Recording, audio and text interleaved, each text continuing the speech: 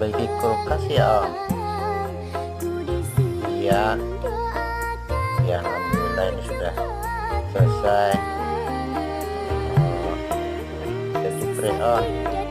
Iya, bocor kemarin punya konsumen. Sudah selesai.